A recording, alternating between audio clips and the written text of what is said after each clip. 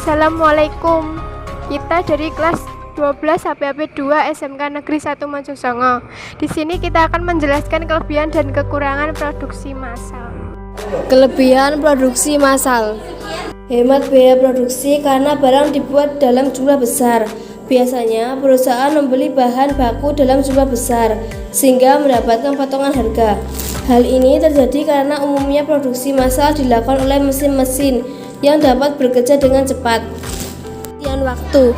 Hal ini terjadi karena umumnya produksi massal dilakukan oleh mesin-mesin yang dapat bekerja dengan cepat.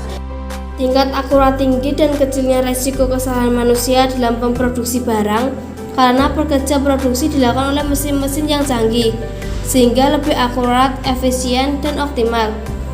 Tingkat produksi cepat, tentu saja tingkat produksi akan semakin cepat dan jumlah produksi pun bertambah karena pekerja dilakukan secara otomatisasi oleh mesin-mesin canggih. Tingkat produksi yang lebih cepat menyiratkan barang yang dipasarkan pun akan lebih cepat. Kekurangan produksi massal: kegiatan produksi sangat kaku. Hal ini terjadi karena pekerja produksi dilakukan oleh mesin, sehingga pengubahan terhadap desain produk sangat sulit dilakukan, apalagi saat desain tersebut sudah memasuki lini produksi. Jika terjadi kesalahan pada desain produk, maka seluruh siklus produksi akan terpengaruh. Kekurangan beragam variasi produk. Salah satu ciri produk massal yaitu adanya kesamaan produk.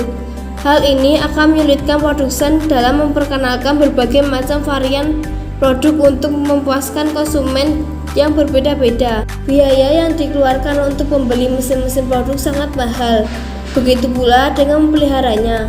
Tidak ada jaminan, artinya perusahaan harus memperhatikan permintaan pasar terhadap produk tersebut. Tetapi tidak ada jaminan bahwa produk tersebut akan laris manis di pasaran. Dan berikut ini merupakan contoh produksi pembuatan sosis Jerman Karawaci. Oke deh, sekarang kita bikin sosis Jerman isi keju mozzarellanya yuk. Gak perlu jauh-jauh ke Jerman kok. Bratwurst sudah diproduksi di Indonesia, tepatnya di pabrik yang terletak di Karawaci, Tangerang. Sekali produksi, pabrik ini menghabiskan bahan baku sekitar 500 kg. Kalau di total sehari bisa sampai 25 ton. Wih, banyak banget ya. Pantesan mesinnya segede ini. Proses pertama, kita campurkan dulu bahan-bahan bratwurstnya. Daging dan campuran bahan lain dimasukkan ke dalam mixer. Lalu tuang air es. Pemberian air es ini untuk menjaga suhu adonan tetap rendah. Jadi kandungan protein dagingnya gak rusak selama proses mixing. Setelah diaduk hingga kalis, lanjut kita masukkan bahan yang gak kalah penting, yaitu mozzarella. Wah, keju yang dipakai banyak juga ya, sampai habis satu kotak besar. Sudah tercampur rata nih, kita lanjut ke proses filling. Adonan bratwurst ini dimasukkan ke dalam selongsong sosis. Bratwurst tradisional sih, kulitnya masih menggunakan usus hewan. Tapi kalau yang ini sih sudah canggih, pakai kolagen yang berasal dari tulang dan kulit hewan. Nggak kayak bungkus plastik. Kolagen yang dijadikan kulit sosis ini bisa dimakan dan bagus untuk tubuh loh. Bermanfaat untuk menjaga kesehatan kulit, persendian, dan mencegah tulang kropos. Proses filling ini berjalan secara otomatis. Gak perlu masukkan satu persatu pakai tangan. Sekali pencet, langsung terisi deh 81 buah bratwurst. Setelah semua adonan tercetak, bratwurst kita masukkan ke dalam kotak ini nih. Kotak sebesar ruangan ini bisa memuat 1 ton bratwurst, teman-teman. Nah, di kotak inilah bratwurst akan dimasak. Proses pemasakan ini menggunakan steam atau uap panas selama 45 menit pada suhu 85 derajat. Proses steam ini akan membunuh mikroorganisme sehingga sosis aman untuk dikonsumsi. Sudah matang nih. Wah, masih ngebul banget tuh. Nah, biar suhu bratwurstnya turun, diangin-anginkan dulu di depan blower ini. Setelah 15 menit, suhu akan turun hingga sekitar 35 derajat. Let's go, kita ke proses cutting. Bratwurst yang masih panjang-panjang gini dipotong hingga berbentuk satuan.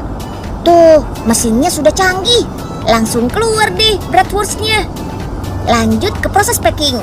Metode packingnya dinamakan thermoforming dan vacuum sealing. Dengan bantuan panas, otomatis wadah Bratwurst akan tercetak. Udara di dalamnya pun langsung tersedot biar kedap udara. Jadi bisa menghentikan pertumbuhan bakteri. Meski tanpa pengawet buatan, Bratwurst mozzarella ini tahan hingga 6 bulan di suhu minus 20 derajat teman-teman. Bratwurst mozzarella ini juga sebenarnya sudah matang kok. Tapi sebelum dimakan sih, lebih baik dipanaskan dulu. Beda kayak orang Indonesia yang sering memasak sosis dengan cara deep fry. Kalau di negara asalnya sih, Bratwurst dinikmati dengan dipanggang atau ditumis. Dalam bahasa Jerman, memanggang atau menggoreng dengan wajan disebut braten. Inilah yang dikaitkan dengan Bratwurst yang berasal dari kata brat atau daging cincang dan wurst atau sosis. Aslinya sih Bratwurst dibuat dari daging babi atau sapi. Kalau yang ini halal kok teman-teman. Rempah yang digunakan pun sudah disesuaikan dengan lidah Indonesia. Selain memanjakan lidah, Bratwurst mozzarella ini juga termasuk makanan tinggi protein loh. Cukup makan 2 potong sudah bisa memenuhi 33% kebutuhan protein harian kita. Wah, pas banget nih buat jadi sumber gizi.